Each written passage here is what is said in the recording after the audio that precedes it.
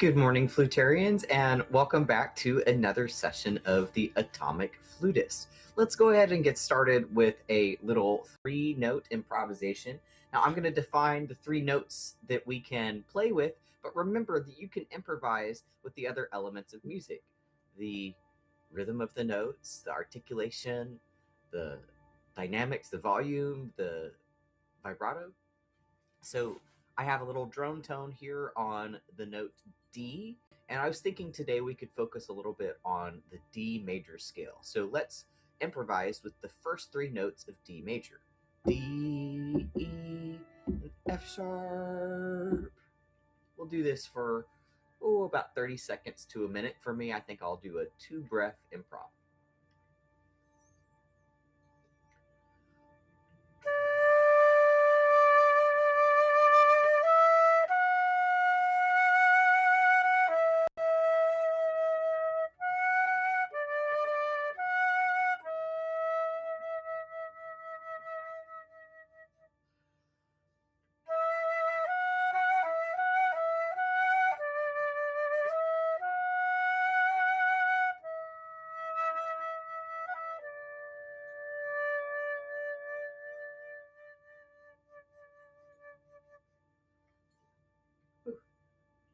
It's pretty cold down here on the first floor of my tiny studio. 29 degrees Fahrenheit is what it says outside. So I'm definitely warming up my flute, definitely warming up my body. And let's start on this D and walk down the D major scale one note at a time until we get to that low D. So how about we do these ones just one note per breath and with a big crescendo in the middle. See if you can start and end the note as quietly as humanly possible, and listen to the drone tone or watch a visual tuner to see what is happening with your intonation. We know that the flute tends to go sharp when we play louder and tends to go flat when we play quieter. So do what you can to compensate for that. So we'll start on the D and then go down to C sharp after this one.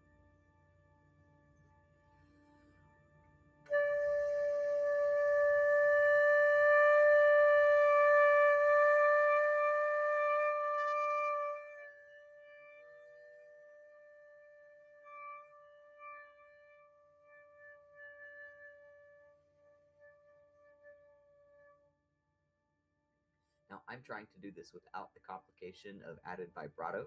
So flat vibrato, we'll add vibrato later. Let's do C sharp.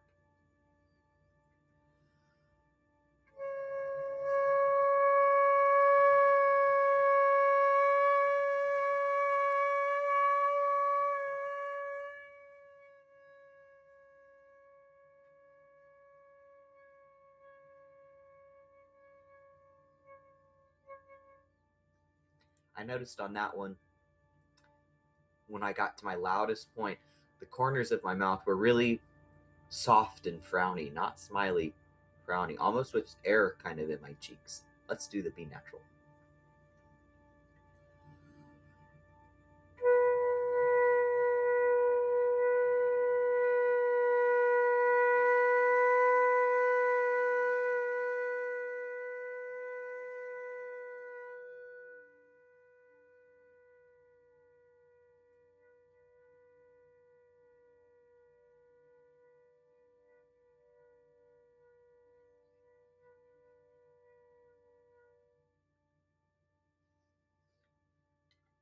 And A.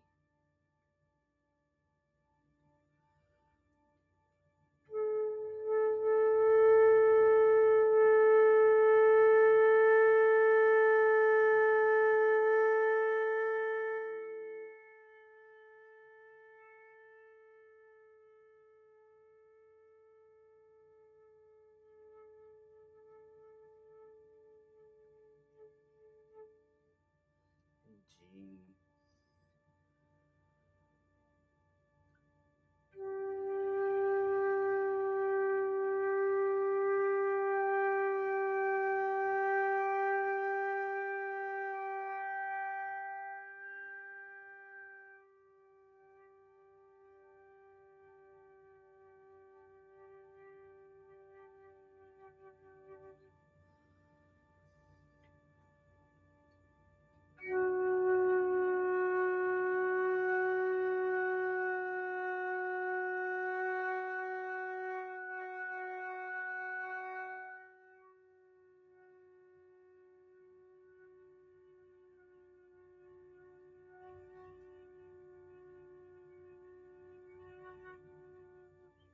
and the E.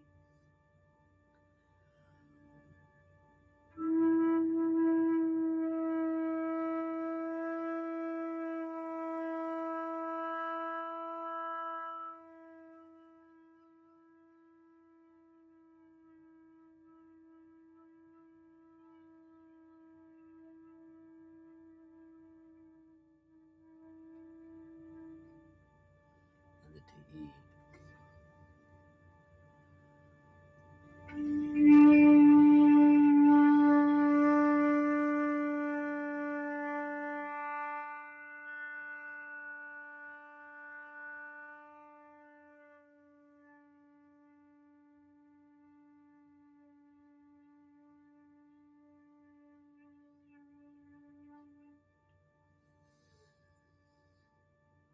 What did you notice yourself thinking?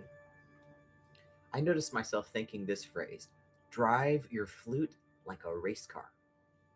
I was thinking that because I imagined someone asking, well, why do we play as quietly as possible and as loudly as possible? Well, a race car, unlike your daily driver car that gets you from point A to point B, is supposed to be exceptionally fast, exceptionally maneuverable. It's supposed to win the race, right?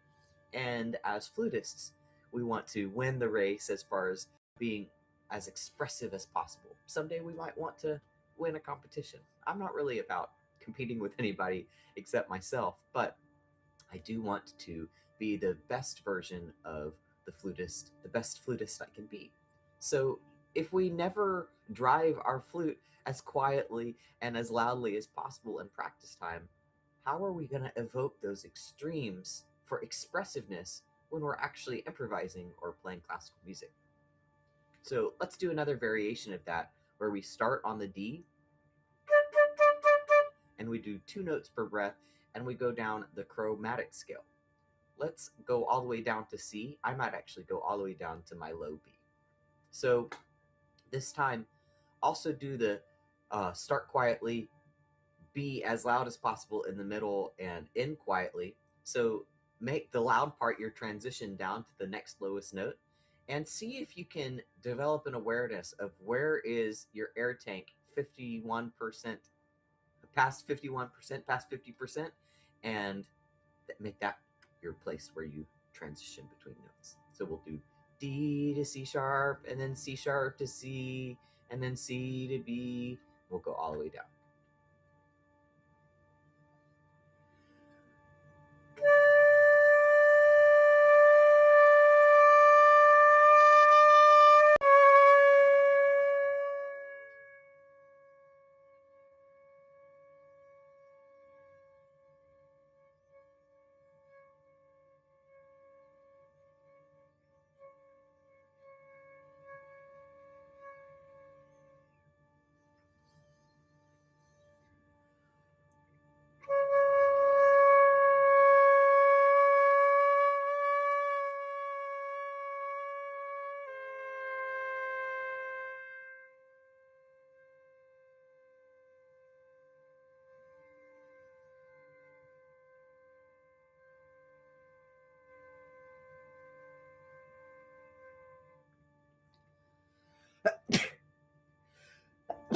Bless me. What was that? C? We'll do C to B.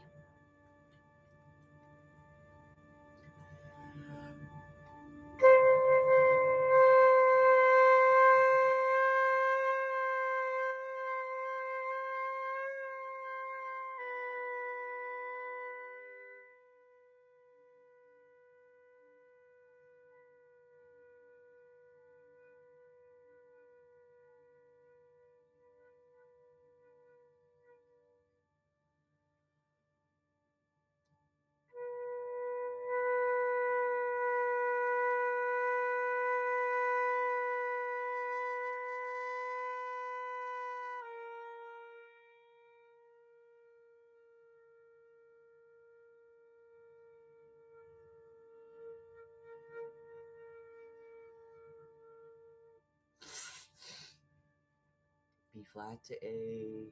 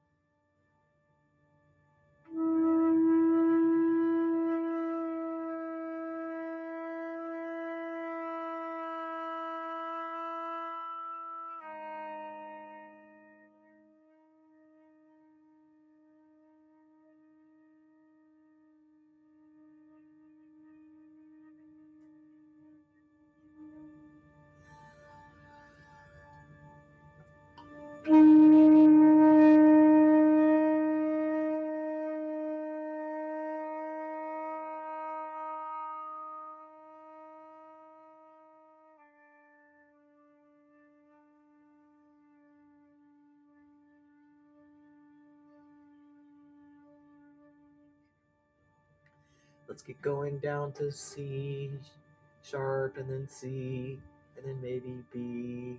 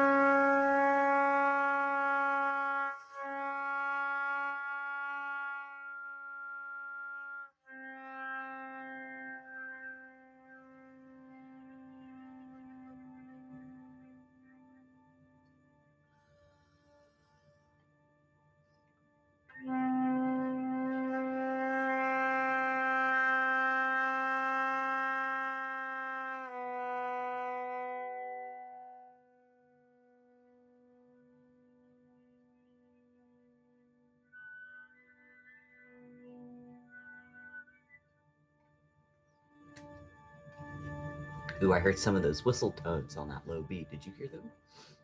So let's go back to the low D. And I want to do some octaves. So I consider, in my opinion, the lowest octave on the flute is the foundation for a beautiful upper octave. So I always warm up my lowest octave first. And then usually I do some octaves, some leaps, maybe even some harmonics, you could say. So harmonics is what happens when we have our fingers on the lowest fingering for a note, but we use our embouchure to play a higher note. So it's usually going to be an octave or a fifth, and it goes up to another octave, then a third, and then a fifth again. So let's do it like the D major scale. I guess 2 notes per breath, 1 octave. And actually, I'm thinking that we'll go all the way up to this D, but we'll start on this D first.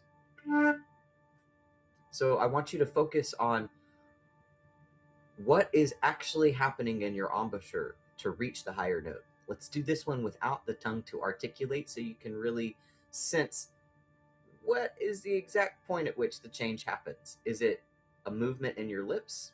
Is it a movement in the direction of the air column? Could it be a little bit of extra push from your diaphragm?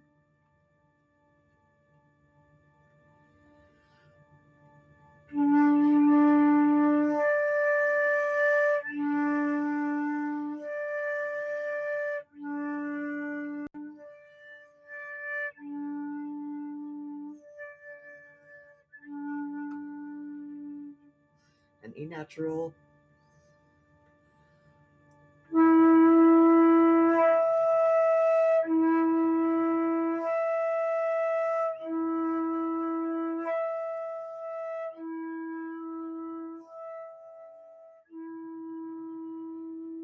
An F sharp.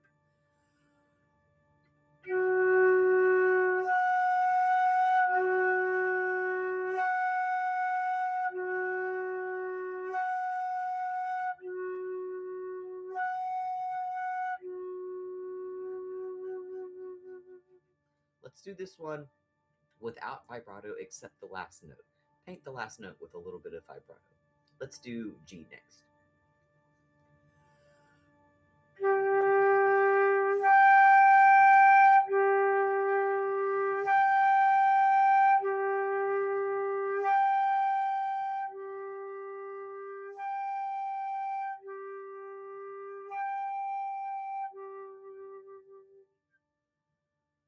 I'm noticing my jaw open a little bit, my teeth open for the lower notes.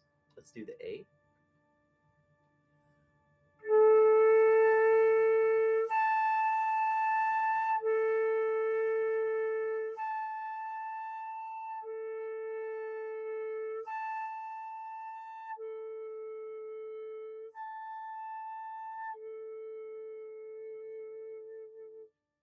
And B natural.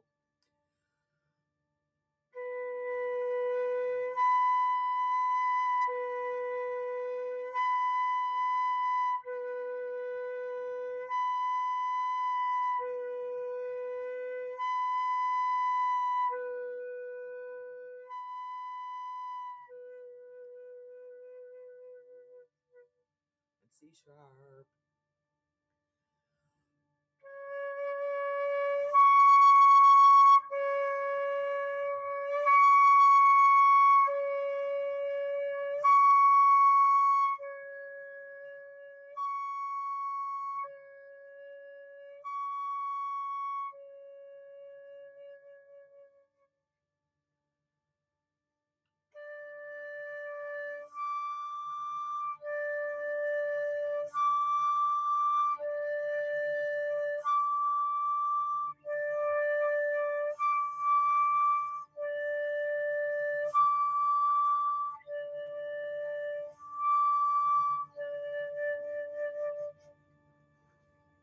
Now you may have noticed that for that one, I'm using the low D fingering instead of changing from this fingering. So let's do that one again, but with the ta to start the articulation, to start the notes.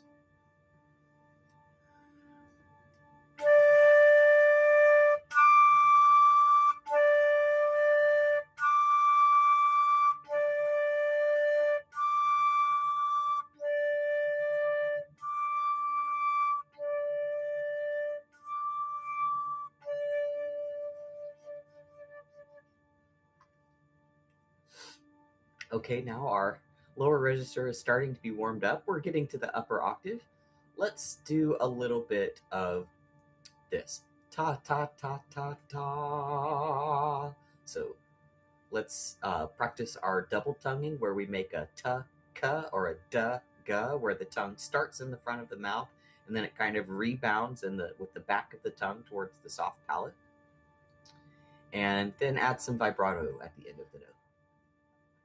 So we'll start on this D. And I want to walk up the scale and try for the high A.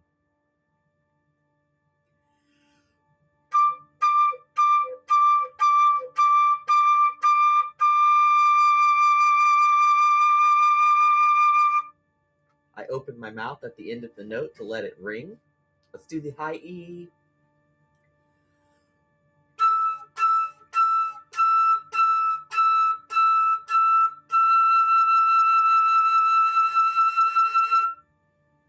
F sharp.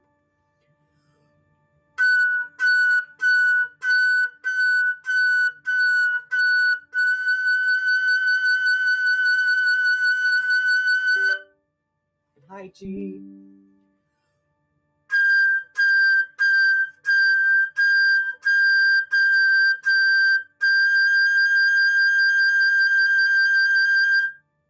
And high A.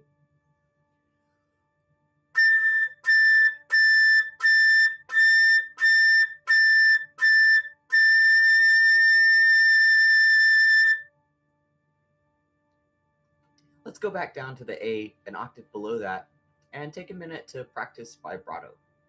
So it's great to practice vibrato in a metered fashion with a metronome, where at first you start with 1 wave per beat, and then you do 2 waves per beat, and then you do 3, and then 4, and then 5, and so on, as fast as you can go. So I'm going to do a simplified version of that, where in one breath, we start with our slowest vibrato, then we speed it up and speed it up and speed it up until it's as fast as we can go and we're out of breath. Then we take a big breath and then start as fast as possible and then slow it down. The fast one, I want to have the same sort of pattern as you drop a bouncy ball. Bounce, bounce, bounce, bounce, bounce, bounce, bounce, bounce, bounce. I am thinking when I do this usually 1, and then 2, 3, 4, 5, and then the reverse. So let's do that on A, slow to fast vibrato.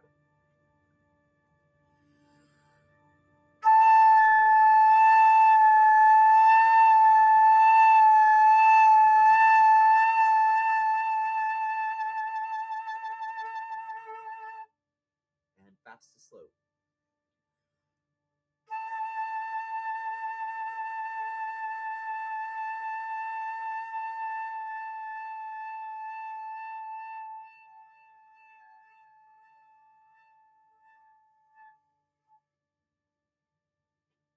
Let's do that 2 more times, and we can make it into the D major arpeggio. So let's make our next note F sharp, slow to fast vibrato.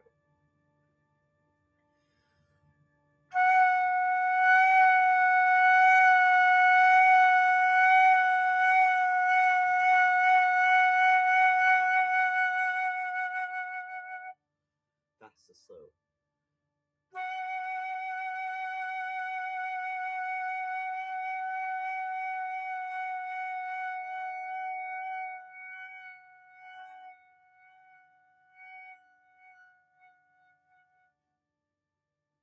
Now let's do it on the D. Slow to fast.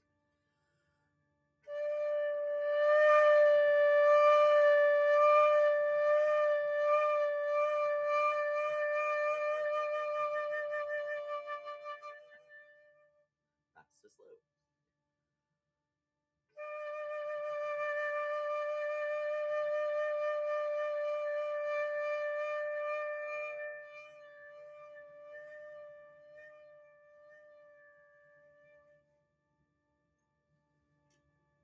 I highly encourage you to listen to your recordings as frequently as possible. In my opinion, that is the best way to improve your self-teaching muscle. I try and help my students become their own best teachers so that, well, someday they can teach themselves and not necessarily need a teacher, though it is always nice to have advice from an expert, right? So that exercise in particular, the vibrato, is a good one to listen to your recordings, to listen and discover. Does the transition from slower notes to slower vibrato to faster vibrato feel smooth and natural, or is there a little hitch in the rhythm somewhere? Let's practice that D major arpeggio a little bit more. So let's start on the high D. Let's do articulated notes. You can do it with just ta, ta, ta, ta, ta if you want.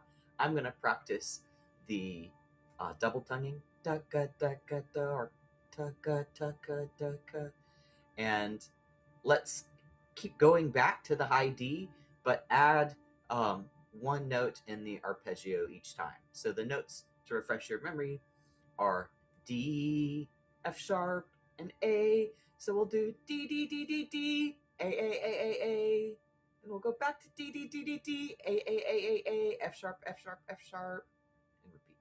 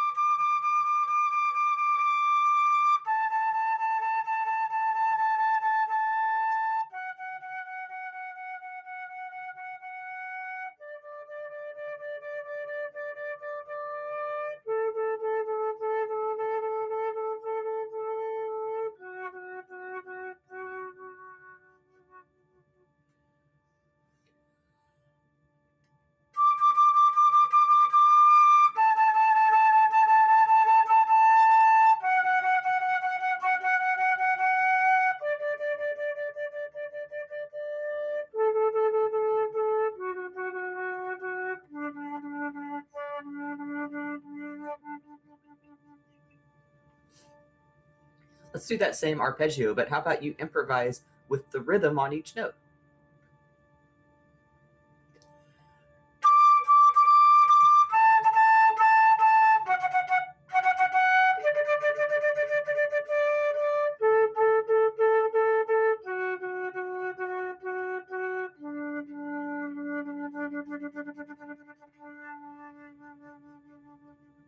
Just for fun, let's try a flutter tongue on that low D.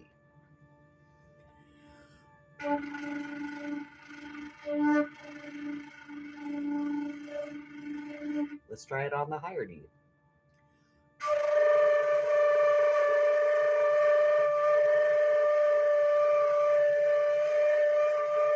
And the next higher D.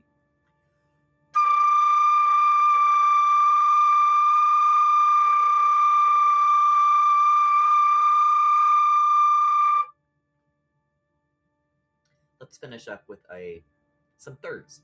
So with the thirds, also great to practice with the metronome, but for now, let's do it as slowly as you need to play the notes in the right order. So if you're a beginner, yours will probably be a slower version than mine, right?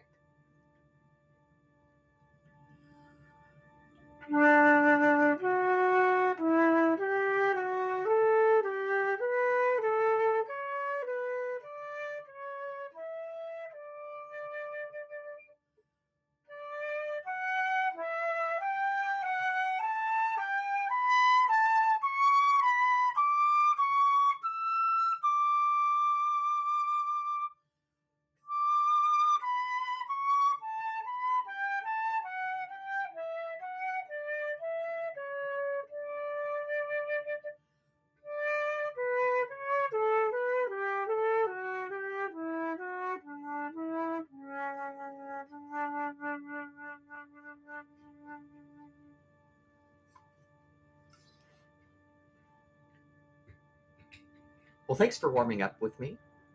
If you haven't already read or listened to the book Atomic Habits, I highly recommend checking it out or just listening to a summary of it. That's what I'm basing these Atomic Flutist sessions off of.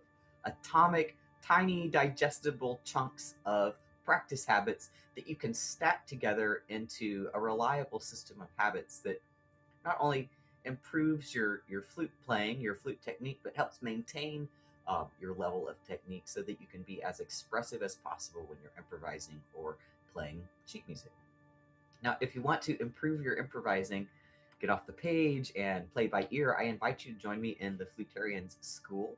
That's where you can find the calendar of events, and I'm doing live improv games 4 times a week now. And after that, I'll go live on YouTube again, play a little concert. Well, I guess it's like a mini concert. And each day has a theme. Sundays is flute church. Mondays is flute kirtan. Tuesdays is flute folk, and Wednesdays is classic rock play-alongs. So I might be joined by a couple of guest flutists. You can hear me come practice my voice, and you can also play some of the improv games on your own time in the Flutarian School in the event that you don't have a schedule that works with the times that I'm going live. Plus, we are a supportive community of flutists who are all at various different points along a similar journey of improving our improvising. So come there. I'm the top cheerleader, I guess you could say, rooting us on, but there's other flutists from all over the world joining every day. So hope to see you there, and maybe I'll see you today in improv games at 12 p.m. Central Time.